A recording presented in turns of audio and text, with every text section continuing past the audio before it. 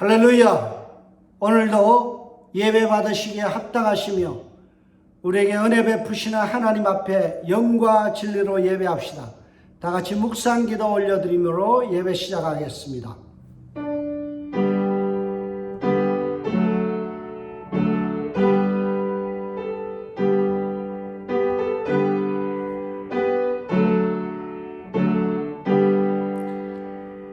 여호와를 경외하며 그 도를 걷는 자마다 복이 있도다. 오늘도 우리에게 생명의 길을 보이시며 의의 길로 인도하신 하나님을 찬양합니다. 경배합니다. 온전히 홀로 영광받아 주시옵소서. 이 시간 성삼위 하나님만이 온전히 예배를 주장하여 주시고 인간의 냄새는 전혀 드러나지 아니하시고 오직 하나님께 영광된 예배만 진행되게 하여 주옵소서. 복된 자들에게 하나님의 복이 임하게 하여 주실 줄 믿고 예수님의 이름으로 기원하옵나이다. 아멘. 오늘 우리에게 주시는 하나님의 말씀은 창세기 6장 5절에서 8절 말씀입니다. 여호와께서 사람의 죄악이 세상에 가득함과 그의 생각으로 마음으로 생각하는 모든 계획이 항상 악할 뿐임을 보시고 땅 위에 사람 지으셨음을 한탄하사 마음에 근심하시고 이르시되 내가 창조한 사람을 내가 지면에서 썰어버리되 사람으로부터 가축과 기는 것과 공중의 새까지 그려하리니 이는 내가 그것을 지었었음을 한탄함이니라 하시니라. 그러나 노아는 여호와께 은혜를 입었더라. 아멘. 오늘 창세기 33번째 시간입니다. 창세기 6장 5절에서 8절 말씀을 가지고 상처받으신 하나님을 위로하는 노아라는 제목으로 말씀 나누고자 합니다. 오늘 본문의 말씀을 풀어가기 앞서 먼저 서너 가지의 질문을 먼저 드리겠습니다. 첫째, 하나님께서 홍수 심판을 결심하신 이유가 무엇일까? 라는 것입니다. 두 번째, 하나님의 심판의 내용이 무엇인가? 과연 물심판이, 겉으로 보이는 물심판이 전부일까? 아니면 또 다른 것이 있는가? 그리고 심판 과정 속에서 드러나는 하나님의 한탄의 내용이 무엇인가? 마지막으로 그런 세상 속에서 노아는 은혜를 입었다라고 했는데 하나님은 어떤 점 때문에 노아에게 은혜를 베푸셨는가라는 사실입니다. 그러면 우리는 오늘 노아를 통해서 어떤 것을 배우고 또 적용해야 될까? 이런 것을 좀 광범위하게 살펴봤으면 합니다. 현대인들의 문제는 말이 잘 통하지 않고 소통이 안 된다는 것이 있습니다. 남의 말을 잘 이해하지 못하는 데 있습니다. 이것을 우리는 문해력이라고 이야기하죠. 40년이 넘는 시간을 보냈던 부부가 이런 말을 해요. 말귀를 못 알아들어도 당신은 내가 무슨 말을 하는지 잘 알아듣지를 못해요.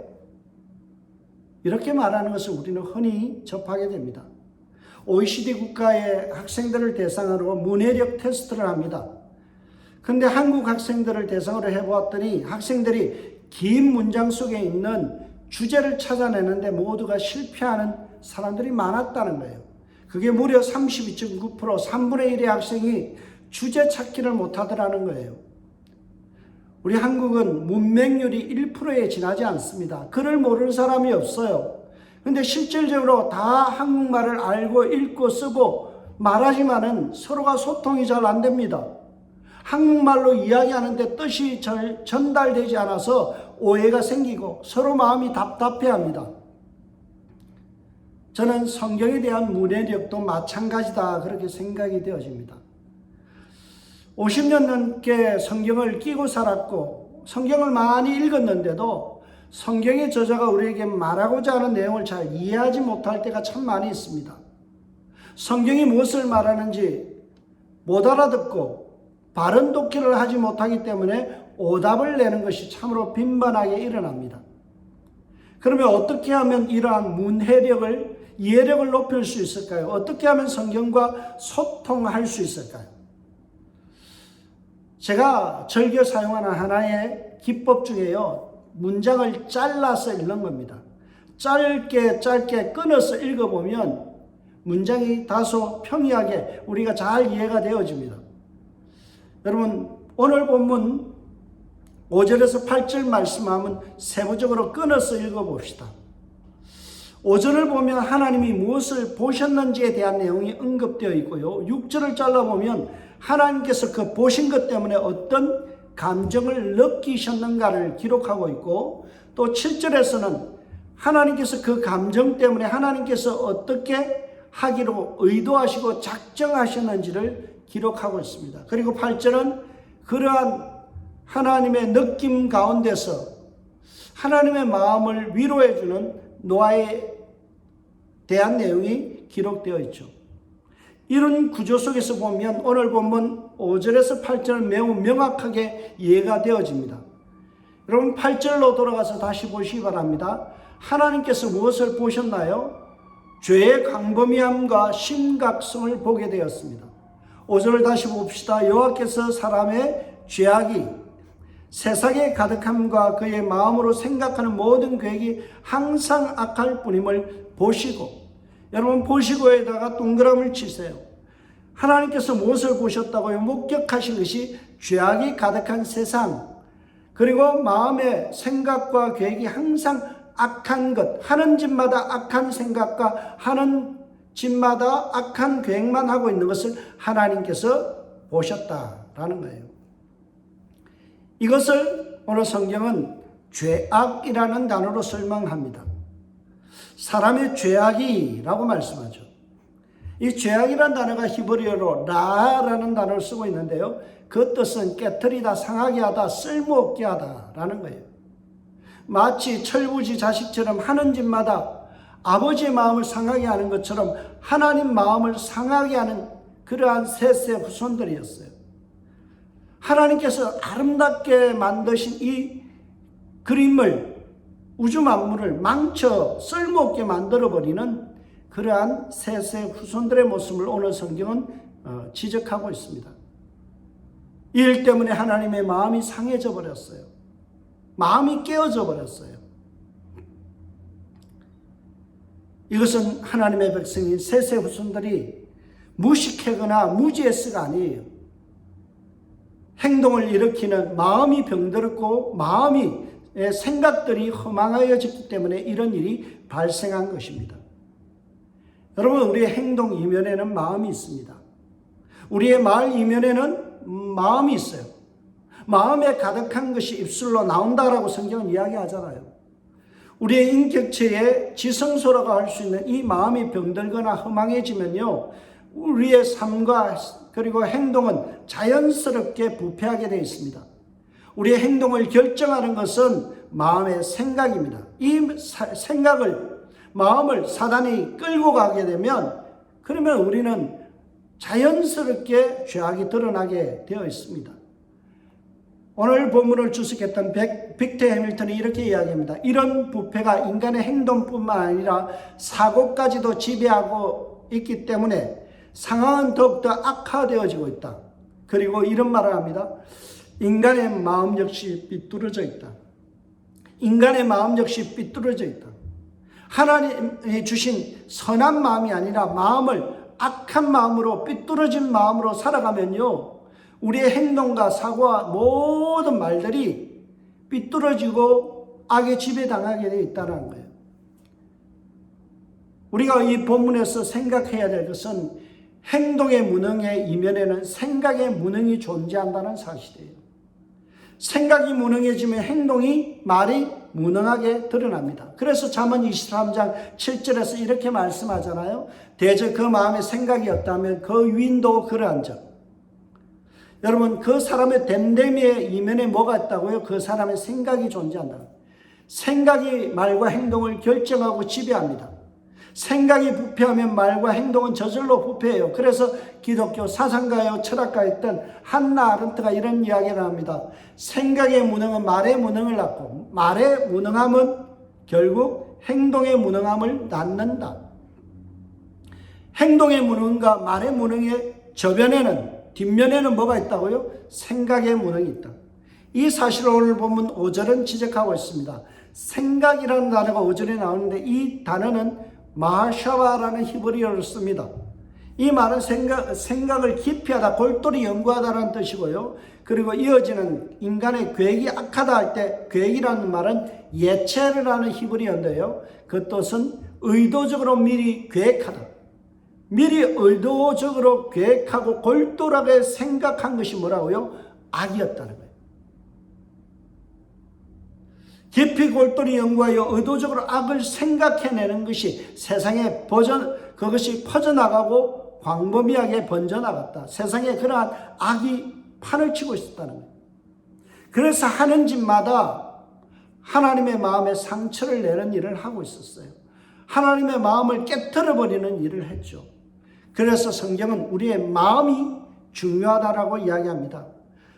무릇 지킬 만한 것보다 더욱 내 마음을 지키라. 생명의 근원이 이에서 남이니라. 생명의 근원 어디에 있다고요? 우리의 마음에 있다는 거예요. 여러분 마음을 잘 지키시길 바랍니다. 마음이 사단에 끌려가면 우리의 말과 행동이 끌려가는 거예요.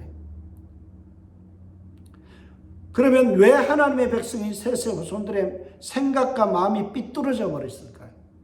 무엇 때문에 그들의 생각과 마음이 병들어져 버렸을까요? 하나님 앞에서 이렇게 악한 행동을 하게 된 이유가 뭘까요? 빅터 해밀턴은 그 원인을 이렇게 지적합니다. 인간이 하나님과 같이 되려는 욕망을 꺾지 못했기 때문이다. 인간이 하나님 같이 되려는 마치 아담과 하와의 그 모습을 재현하기 때문이라는 거예요. 그래서 빅터 해밀턴은 5절을 주석하면서 이렇게 말합니다. 하나님의 인간을 빚으신 토기장이시다. 이제 인간이 스스로 토기장이가 됐고 자신의 사고를 빚는다. 하나님은 아름답게 빚으셨으나 인간은 영구적으로 불쾌하게 망쳐버렸다. 토기장이신 하나님이 빚으시는 인간이 아니라 자기 스스로가 토기장이가 되어 스스로의 생각을 빚어냈다는 거예요. 여러분 자신의 사고를 빚는다는 이 표현이 우리에게는 매우 충격적으로 들려져야 합니다. 인간은 더 이상 하나님의 생각을 수용하지 않아요. 하나님의 손길대로 빚어지기를 원치 않아요. 그리고는 자기 속인에 옳은 대로 자기 스스로가 토기장이가 되어서 자기 인생의 생각을, 자기 마음을 빚어내고 있고 자기 행동과 말을 빚어내고 있다는 사실이에요. 하나님같이 되어서 제멋대로 생각하고 결정을 빚어내고 있는 인간을 오늘 본문은 고발하고 있습니다. 모세가 5절에서 여기에 보면 하나님 앞에서 죄악된 인간을 고발하면서 이렇게 이야기했죠. 여호와께서 사람의 죄악이 세상에 가득함과 그 마음에 생각하는 모든 계획이 항상 악한 뿐임을 보시고, 여기서 우리가 여기에 보이는 모든 계획이라는 단어를 우리가 유심히 좀 관찰할 필요가 있어요. 여기에 하나님께서 보신 그 모든 계획이 항상 악했다라고 했는데 그 계획이라는 단어가 히브리어로 보면 예체르입니다. 이것을 동사로 바꾸면 야차르라는 단어인데요. 그것이 이사야 29장 16절, 창세기 2장 7절에서 8절에 나옵니다. 거기에 보면 이 야차라는 단어는요, 토기장이처럼 뭔가를 빚어내는 것을 이야기하고 있어요. 여러분 그 마음의 모든 계획을 인간은 악하게 빚었다라는 거예요. 하나님이 주신 선한 마음이 아닌 악한 것만을 빚어내고 있었다. 매우 충격적인 이야기입니다. 여러분 우리는 어떤가요? 우리는 하루의 삶을 빚어낼 때 하나님의 손길로 우리가 빚은 바 되기를 원해요? 아니면 내 마음대로 생각을 빚어내고 내 인생을 빚어내고 내 말을 빚어내기를 원해요? 하나님이 토기장이십니까? 아니면 내가 토기장이신가요? 어떤 손길에 의해서 우리의 인생이 빚어져 가고 있나요? 여러분 우리가 정말 하나님의 손길에 의해서 빚어져 가는 저와 여러분들 되시길 주의 축복합니다. 그런데 인간이 왜 자기 마음대로 인생을 빚고 자기가 토기장이 되었을까요? 그것은 오늘 본문에서 죄악 때문이다. 여기서 악이라는 단어는 라라는 히브리어를 쓰는데요. 그 뜻은 하나님께 의해서 부정된 것 또는 적대적 관계에 놓인 거예요. 하나님의 반대편에 있어요. 하나님과 등 돌린 관계예요. 이것이 죄라는 거예요. 하나님과 동행하는 것이 아니라 하나님의 하나님 되심을 부정하고 하나님에게서 벗어나고 하나님을 밀어내고 적대적으로 대하는 것이 죄라는 거예요. 그것 때문에 어때요? 그 마음 때문에 결국에는 내가 하나님의 자리에 앉아서 하나님같이 되어서 내 인생을 빚어내겠다라고 그는 결정하는 거예요. 여러분, 죄가 마음의 또아리를 털게 되면 내 하나님이 아닌 다른 것이 내 마음에 끼어들어오기 시작하면 결국은 우리는 타락하게 되어 있습니다. 여러분, 행동에 의해서 결정되어지는 게 아니에요. 마음의 중심에 누가 있느냐의 문제죠. 우리의 마음의 중심에 누가 계시느냐에 따라서 우리는 하나님에 의해서 빚어지는 인생인가 아니면 내가 빚는 인생인가가 결정되는 거예요. 제 근본은 행동에 있는 것이 아닙니다. 내 삶의 중심과 결정권에 하나님이 있느냐 아니면 내가 있느냐예요. 하나님이 없이 살면 우리의 인생은 망쳐지고 깨어지고 부서지고 쓸모없게 된다는 사실이에요. 이 사실을 로마서 1장과 10편 14편과 그리고 51편에서 우리에게 자세하게 알려주고 있습니다. 문제는 행위가 아닙니다. 문제는 외모가 아니에요. 문제는 내면입니다. 문제는 내 속에 누가 계시는가라는 거예요. 내 안에 내가 많은가 아니면 내 안에 하나님이 계신가예요. 아무리 잘생긴 사람도 천사같이 된 사람도 그 마음속에 하나님 없으면 악한 일만 골라서 하고 하나님의 마음을 아프게 하고 하나님의 마음을 상처나게 한다는 사실이에요. 이것을 전문용어로 악의 평범성이라고 이야기합니다. 한나 아른트가 쓴 예루살렘의 아이만이라는 책이 있습니다. 이 책에서 나오는 단어가 바로 악의 평범성이에요. 이 책은 나치의 주동 역할을 했던 아이만을 체포하여서 이스라엘 법정에 세우고 그를 심판하는 과정을 쭉 다루고 있습니다. 유대인 학살에 혁혁한 공을 세웠던 아이만을 재판장에 세웠는데 너무나 충격적인 이야기를 합니다. 나는 무죄입니다. 나는 공무원이었기 때문에 나라가 시키는 일을 충실하게 성실하게 했을 뿐입니다. 여러분, 여기에는 어떤 죄의식도 없어요. 그냥 아무 생각 없이 했다라는 거예요. 시키니까 했다라는 거죠. 여러분, 생각 없이 살면 하나님이 주시는 영의 마음과 영의 생각을 받아들이지 않고 인간이 시키는 대로 인간의 생각대로 살면 전혀 죄 없이 살아가는 거죠. 그것을 지켜본 한나 아른트가 이야기하기를 이것이 바로 악의 평범성이다. 악의 평범성이라는 말은요, 죄인이 꼬리표를 달고 태어나거나 어떤 부류의 사람만이 악을 짓는 것이 아니라 평범해 보이는 옆집 아저씨 같은 그런 사람들도 누구나 악의 마음을 내어주게 되면 하나님이 그 마음의 중심에 없으면 악에 이용당하고 악에 끌려가고 아무 생각 없이 그렇게 살아갈 수 있다는 거예요. 한나 아른트는 무사유, 생각 없음이 결국에는 그의 인생을 망친다고 합니다. 우리는 한 걸음 더 나아가서 하나님의 마음이 없는 사람은 그의 인생이 완전히 망쳐진다, 이렇게 이야기할 수 있죠. 여러분, 여러분의 마음에 누가 계신가요? 내 안에 내가 많은가요? 아니면 내 안에 하나님이 계신가요? 나의 결정과 나의 생각 속에 하나님이 계신가요? 아니면 내가 인생을 빚고 있고 내 말을 빚어내고 있고 내가 하고 싶은 대로 각기 소견에 옳은 대로 여러분의 인생을 빚어가고 있습니까? 출애굽한 이스라엘 백성들은 하나님의 마음을 품지 않았어요. 그래서 오늘 모세는 이 말씀을 가져와서, 노아 시대의 말씀을 가져와서 오늘 이스라엘 백성들에게 메시지를 전한 겁니다. 영적인 생각 없이 살면 여러분들이 성령을 따라 행하지 않으면 육신을 따라 행하게 되고 여러분의 마음속에 하나님이 없으면 여러분은 타락하게 된다라는 메시지예요. 브루스 윌키는 오늘 본문을 이렇게 이야기합니다. 인간의 타락의 깊이와 폭을 광범위하게 아주 생생하게 보여주는 그림이다. 하나님이 없는 사람, 하나님이 그 인생을 빚어가지 아니하고 자기가 인생을 빚어가는 사람은 결국 그 마음속에 죄악만이 깊어지고 폭이 넓어지는 그 생생한 죄악의 드라마를 써가는 인생이 된다라는 거예요.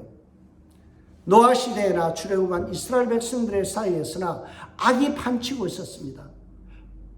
옆집 아저씨인데 평범한데 그 속에 악이 있더라는 거예요. 그 패역한 세대를 하나님께서 보셨다라는 거예요. 여기서 보시고라는 이 말은요, 야르라는 동사인데 바라보다, 주목하다, 발견하다라는 거예요. 근데 하필이면 이것이 이 보시고라는 말이 미완료태로 돼서 계속해서 보는 거예요. 오랜 기간 동안 지속적으로 걸쳐서 하나님께서 그것을 바라보셨어요. 얼마나 마음이 아프셨을까? 얼마나 그 마음의 고통이 컸을까? 얼마나 하나님의 마음이 깨어졌을까? 이것을 우리는 보게 되는 것입니다. 이 광범위하게 벌어지는 악의 평범성과 죄악의 심각성을 보면서 하나님은 어떻게 느끼셨는가? 이것이 6절의 내용이죠. 하나님의 그 마음의 느낌을 6절에 모세는 이렇게 이야기합니다. 땅 위에 사람의 지으셨음을 한탄하사 마음에 근심하시고, 한탄과 근심, 이 두 단어가 하나님이 느끼신 감정이에요. 하나님께서 죄악을 오랫동안 주목하여 바라보시고 느낀 감정이 한탄과 근심이에요. 그러면 한탄과 근심이 무엇일까요? 어떤 감정일까요? 한탄이라는 이 단어가 히브리어로 보면 나햄이라는 뜻인데요. 그 단어인데 그 뜻은 후회하다라는 뜻이 있어요. 단순히 후회가 아닙니다. 이 나햄이라는 이 단어를 70여 년에는 메타네오라는 단어로 번역했어요. 그 말의 뜻은 마음을 바꾸다. 그냥 후회하고 한탄하는 것이 아니라 그 마음을 바꿨다. 하나님의 변심이 일어났다라는 거예요. 하나님의 태도와 행동의 변화가 일어났다는 사실을 한탄이라는 단어로 설명하고 있습니다. 지금까지 참고 참았지만 계속해서 세상을 망쳐가고 있는 사람들을 바라보면서 악의 그 번성함을 바라보면서 참고 참았지만 이제는 더 이상 참을 수 없다. 그렇게 작심하시고 마음을 고치신 거예요. 작정하신 거예요. 그런데 여기에는요, 그냥 단순히 하나님께서 차분하게 그렇게 마음을 바꾸신 것을 드러내는 것이 아니고 하나님께서 매우 분노하시고 격분하셨다는 사실을 근심이라는 단어로 풀이하고 있어요. 근심이라는 이 단어는요, 원래 근심이라는 뜻보다는 격한 분노에 가까운 단어입니다. 지금 죄악을 바라보시면서 하나님은 씩씩거리시고요, 그리고 격분하고 계신다는 사실을 오늘 본문에서 우리는 발견할 수 있어요. 우리가 우리 마음대로 인생을 빚어내고 우리가 마음대로 생각하고 우리 뜻대로 행하여 버리면 하나님은 하늘에서 어떻게 해요? 씩씩거리면서 격한 분노를 일으키고 계신다는 사실이에요. 여러분, 근심하다는 이 단어가요, 디나가 강간을 당했을 때 오빠들이 느꼈던 그 심정을 나타내는 단어가 바로 근심하사라는 이 단어입니다. 여러분, 가족 중에서 사랑하는 여동생이 강간을 당했는데 차분하게 화를 내는 사람이 있나요? 아니죠. 격분하죠. 씩씩거리면서 칼이라도 있으면 가서 찔러 죽이고 싶은 그 마음이 바로 이 근심하사라는 단어입니다. 하나님의 심정이 이랬어요. 무엇 때문에요? 우리 죄악 때문에. 여러분, 우리 인간의 죄가 하나님의 마음에 깊은 상처를 준다는 사실을 알아야 돼요. 이 근심이라는 단어가 겉으로 화를 낸다라는 뜻도 있지만 내적으로는 상처를 받는다라는 뜻도 있어요. 내적으로 상처를 새기다. 마치 비석에 글씨를 새기듯이, 쪼아서 글씨를 새기듯이 마음에 상처가 났다라는 거예요. 빅터 해밀턴은 이제 여호와 자신이 그 찌르는 듯한 고통을 느끼신다라고 그렇게 주석합니다. 피조물 때문에 열받고 마음 상해하며 마음에 상처 입으신 하나님, 그 하나님을 우리는 본문에서 발견할 수 있어야 돼요. 우리는 사랑의 하나님이시자 그 하나님은 동일하게 우리의 죄악 때문에 가슴 아파하시고 마음에 상처 입으시고 그리고 그것 때문에 분노하시고 그것 때문에 씩씩거리고 계신다는 사실을 우리가 알면 죄에 대한 경계심이 일어날 수 있는 거예요. 저와 여러분이 죄를 멀리할 수 있기를 주의 이름으로 부탁드립니다. 그래서 상처받으신 하나님께서 어떻게 하기로 결정하셨나요? 하나님께서 그 축복을 철회하시기로 하셨어요. 창세기 1장 31절에 보면 하나님 보시기에 좋았더라. 하나님께서 복을 주시며 라고 말씀하죠. 그런데 오늘 본문에 보면 내가 썰어버리리라 멸절하리라 복이 화로 변해버렸어요. 번성이 아니라 멸절과 썰어버림이 당한다는 거죠. 이것을 강조하기 위해서 6절에서 한탄이라는 단어를 쓰고 있어요. 여러분 히브리어는 한 단어가 여러 가지 뜻을 내포하고 있습니다. 왜냐하면 영어는 한 12만 단어가 되지만 히브리어는 7천 단어밖에 안 돼요. 그래서 한 단어를 가지고 여러 가지 의미를 드러내는데 한탄이라는 단어가 변심하다, 분노를 표출하다라는 뜻도 있지만 또한 철회하다라는 뜻이 있습니다. 나햄이라는 이 한탄이라는 단어에 어근이 되는 나함이라는 단어는요, 예레미야 18장 9절에서 10절에 보면 축복을 철회하다라는 의미로 번역되었어요. 하나님께서 죄악을 보시고 결심하신 것은 뭔가 하면 하나님의 복을 거둬들이는 거예요. 우리가 죄악을 지으면 하나님의 복이 거둬져 버리고 축복의 촛대가 옮겨진다는 사실이에요. 하나님이 철회하신 복이 뭔가요?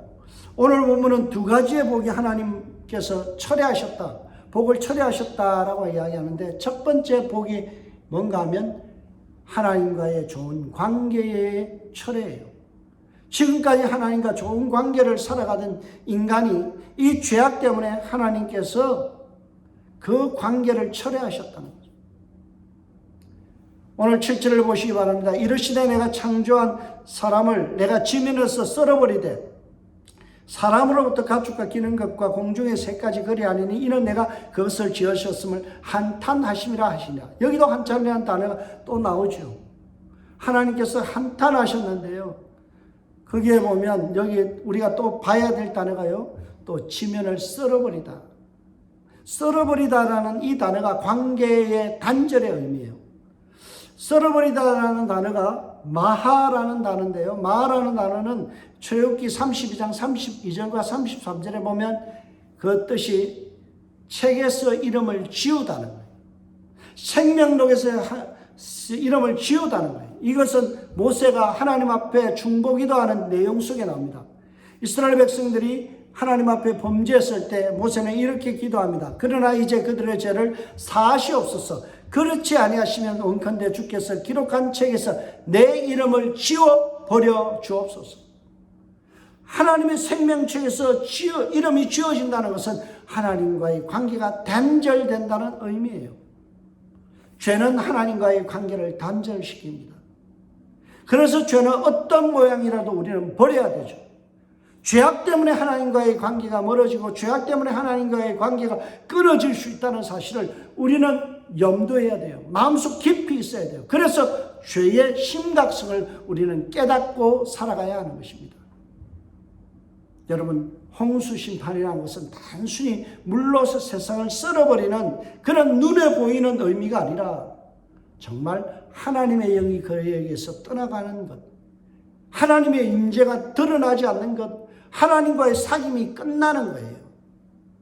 이것이 정말 큰 축복인데 그 축복을 차버리는 것이 바로 죄라는 사실. 우리의 마음속에 하나님이 없이 살아가고 하나님을 밀어내면 결국 그 인생은 마치 하나님과의 관계가 단절된 끈떨어진 영과 같은 신세가 되고 만다는 사실이에요. 두 번째로 하나님께서 철회하신 복이 무엇일까요? 그것은 관계의 뒤틀림이에요. 세상 속에서 관계의 뒤틀림이에요. 나 때문에 세상이 힘들어하고 나 때문에 세상이 민폐를 당하는 거예요. 인간 때문에 세상까지 파괴되는 피해가 일어나는 것입니다. 원래 인간과 자연은 아주 상부상조하며 좋은 관계로 살아왔습니다. 유지되었습니다. 그런데 인간의 죄악이 세상에 펼쳐지고 판치는 일이 일어나자 결국 인간 때문에 세상도 망쳐지는 일이 일어나죠. 창세기 3장에 보면 인간이 선악과를 따먹고 났을 때 땅이 저주를 받아 엉겅퀴와 가시가 나는 사건이 벌어지죠. 죄를 지은 것은 인간이에요. 그런데 세상까지도 땅까지도 엉겅퀴와 가시를 내는 이 저주를 받았다라고 이야기하죠. 오늘 보면 7절에도 인간의 죄책과 그 영향 때문에 어떤 일이 일어나요? 가축과 기는 것과 공중의 새까지도 썰어버림을, 물에 썰어버림을 당하는 일이 일어나죠. 여러분, 죄는 나 하나로 끝나지 않아요. 죄는 나 때문에 우리 가정이 심판을 받고 나 때문에 세상의 이웃들이 아파하고 힘들어하며 우주 만물이 나 때문에 자연계까지도 민폐를 당한다는 사실이에요. 왜 그럴까요? 우리는 청직이기 때문에 그래요. 다스려야 되고 정복하고 다스려야 될 이 청직이기 때문에 청직이가 세상을 잘 관리하지 못하면 세상도 함께 멸망당하는 것입니다.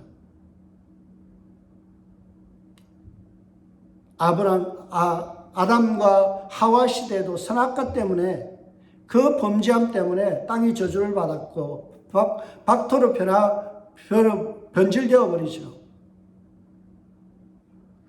노아 시대에도 인간의 타락 때문에 물로 썰어버림을 당하는 일이 일어나죠. 이 메시지는 죄악에 물든 채 살아가는 이 출애굽한 이스라엘 백성들 1차 독자들에게 매우 큰 교훈이 되었을 거라고 저는 생각합니다. 너희가 잘못하면, 제사장 나라의 너희가 잘못하면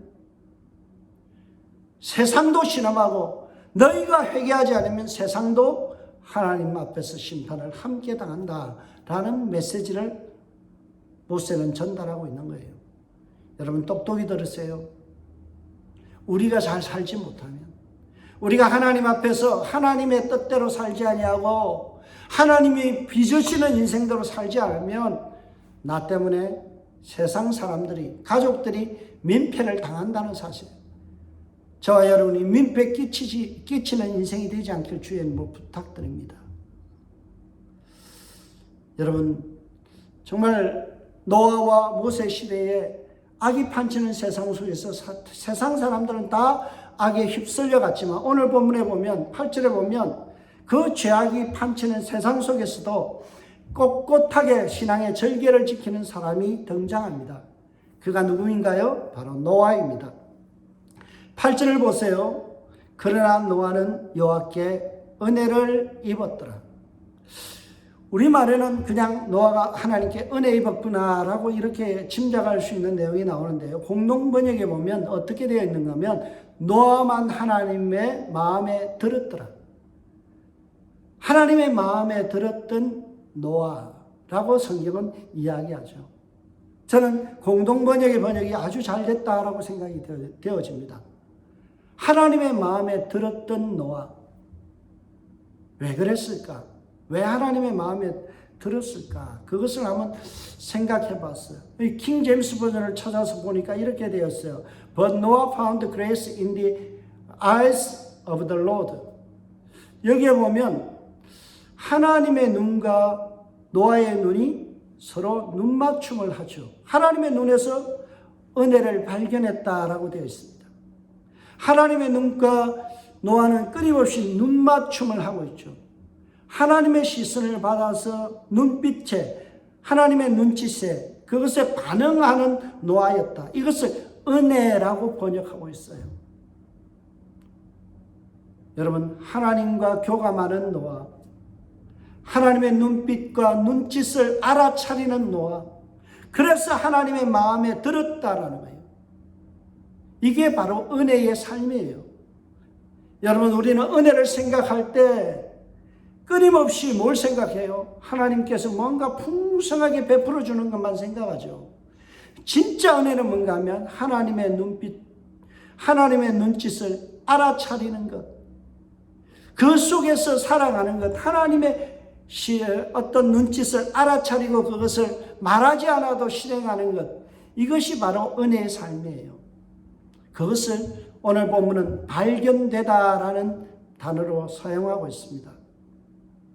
하나님 앞에 발견되어진 인생, 하나님 마음에 들었던 인생.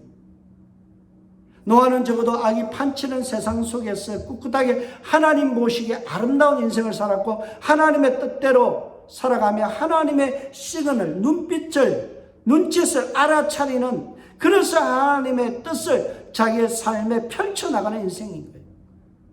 세상 모든 사람은 죄악 가운데서 뒹굴고 하나님을 밀어내고 하나님의 뜻을 자기 인생에 빚어나가기보다는 자기가 주인이 되어서 자기 마음대로 인생을 빚는데 노아는 그렇지 않았다는 거예요. 여러분, 노아의 어떤 점이 하나님의 마음을, 하나님의 시선을 사로잡았을까? 오늘 본문 이후에 쭉 살펴보면 노아의 인생을 특징 있는 단어가 나와요. 그게 뭔가 하면 명하신 대로 다 준행하였더라. 순종의 삶이에요. 6장 22절에 보면 노아가 하나님이 자기에게 명하신 대로 다 준행하였더라. 7장 5절에 노아가 여호와께서 자기의 명하신 대로 다 준행하였더라. 7장 9절에 하나님이 노아에게 명하신 대로. 노아는 자기가 자기 인생을 빚어내고 자기가 토기장이가 되어서 자기 인생을 경영하는 그런 빚어내는 인생이 아니라 하나님의 뜻대로 자기 인생을 빚어내고 하나님이 명하신 대로 살아가는 순종의 삶을 살았다는 거예요. 자기 마음대로 마음을 조각하지 않았어요. 오직 하나님의 뜻이 이 땅에서도 이루어지길 바라며 100년 동안 하나님 앞에 순종하며 방주를 지었던 그런 순종의 삶을 드러냈어요. 사랑하는 성도 여러분, 저와 여러분의 인생이 좀 하나님의 뜻대로 살아가기를 원해요. 하나님이 빚으시는 대로 내 인생의 주인 되신 그분이 결정하는 대로 내 인생을 빚어가리는 하나님의 손길에 의해서 빚은 바 되어지는 인생이 되길 주의 이름으로 축복합니다. 그럴 때 놀라운 인생이 돼요. 월터 브루그만은 노아를 이렇게 평가합니다. 노아는 홍수 배경을 이루는 어떤 것도 건드리지 못하는 새로운 존재다. 비교 불가, 대체 불가의 인생이 되었다는 거예요. 여러분, 시대의 대안으로서 대체 불가, 비교 불가의 인생이 되어진 노아라는 거예요. 저도 그런 은혜를 잊고 싶습니다. 노아가 살았던 것처럼 하나님의 뜻대로 하나님의 말씀대로 준행하며 살아감으로 인하여 비교 불가, 대체 불가의 인생을 살아가는 저와 여러분 되시길 주의 이름으로 축복합니다. 이것이 은혜예요. 이것이 은혜. 진짜 은혜는 내가 돈 많이 벌고 잘 나가는 게 은혜가 아니라 정말 은혜는요, 하나님 보시기에 대체 불가, 비교 불가의 인생을 살아가는 하나님의 마음에 쏙 들어가는 하나님의 눈길을 사로잡는 인생이 되는 거예요. 여러분, 성경에서 은혜라는 단어가 오늘 본문에 처음으로 등장해요. 노아를 설명하는 데 있어서 노아는 은혜를 입었더라, 그렇게 설명하죠. 은혜라는 이 단어, 그레이스라는 이 단어가요, 노아에게서 처음 적용돼요. 그래서 은혜의 원조는 누구라고요? 노아다라고 이야기할 수 있죠. 일평생 은혜의 사람, 은혜 입은 사람, 하나님의 마음을 시원케 하고 하나님의 눈빛을, 하나님의 눈짓을 알아차리고 주님의 뜻대로 살아들임으로 인하여 하나님의 마음을 시원케 한 사람, 그 노아의 인생이 우리의 인생이 되길 주의 이름으로 축복합니다. 우리도 노아와 같이 하나님의 시선을 사로잡고 감동을 드리고 하나님의 마음에 기쁨을 드리는 저와 여러분들 되시길 주의 이름으로 축복합니다. 브루스 윌키는 창세기 6장 5절에서 8절의 말씀을 죄의 보편성과 하나님의 해결책이라는 제목을 달았어요. 참 일리 있는 제목인 것 같아요. 죄악이 판치는 모든 이웃 사람들도 다 악의 평범성 속에서 보편적으로 죄를 짓고 있지만, 그러나 하나님의 구속사를 이어나갈 수 있는 해결책으로 노아가 있었다라는 거죠. 시대적 대안으로 하나님의 마음을 기쁘시게 하는 자로 모든 사람이 각기 소견에 옳은 대로 살지만 하나님의 뜻대로 살아갔던 노아. 여러분, 세상은 끊임없이 타락하고 변질되고 하나님의 반대편에 서서 이를 획책하지만 저와 여러분은 노아와 같이 하나님의 마음을 기쁘시게 하고 하나님의 뜻대로 살아가고 하나님이 빚으시는 손길 그대로 받아들여서 하나님 앞에 큰 영광 올려드리는 저와 여러분의 인생이 되시길 주의 이름으로 축복합니다. 기도하겠습니다. 하나님 아버지, 참으로 감사합니다. 우리의 삶이 하나님의 손길에 의해서 비전받게 하시고 주님이 원하는 대로, 주님 명하신 대로 살아감으로 하나님 앞에 영광이 되게 하시고 하나님의 마음을 기쁘시게 하는 우리들 되게 하여 주옵소서. 은혜의 원조가 되었던 노아와 같이 우리가 은혜 입은 사람 될 수 있도록 참 은혜가 무엇인지 알고 살아가는 성도님들 되게 하여 주옵소서. 감사하고 예수님의 이름으로 기도합나이다. 아멘.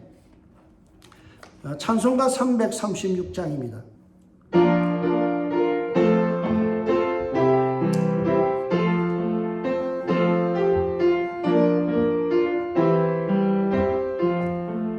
환난과 핍박 중에도 성도는 신앙 지켰네. 이 신앙 생각할 때에 기쁨이 충만하도다. 성도의 신앙 따라서 죽도록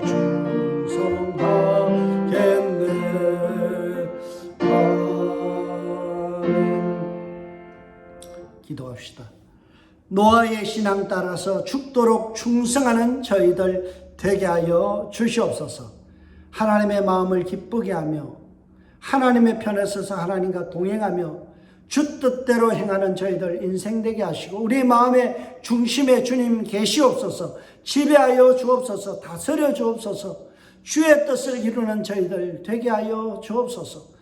순종의 삶을 살아가고 하나님 명하신 대로, 말씀이 명하는 대로 순종하며 살아감으로 주님의 마음을 시원케 하며 기쁘게 하며 주님의 눈에서 은혜를 발견하는 저희들 되게 하여 주옵소서. 귀한 물질 드립니다. 주께서 받으시고 생업의 복을 주시며 저들의 마음속에 있는 모든 소원들을 주님께서 응답하여 주셔서 평탄한 삶 가운데서 주님을 더욱더 영화롭게 하는 인생들 되게 하여 주옵소서.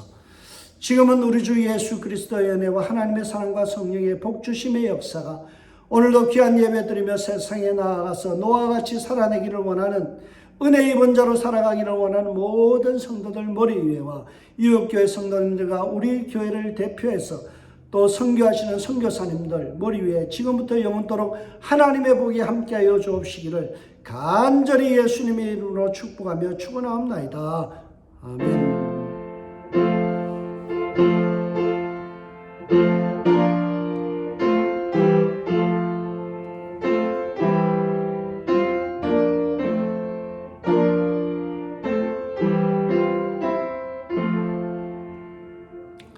아멘. 할렐루야. 여러분들에게 부탁드립니다. 오늘 찬송 가사처럼 성도의 신앙 따라서 노아의 신앙 따라서 이 한 주간 정말 충성하고 주의 말씀대로 살아가는 저와 여러분들 되심으로 하나님의 마음을 기쁘게 하는 저와 여러분의 인생이 되어 주시길 부탁하고 파송합니다. 샬롬.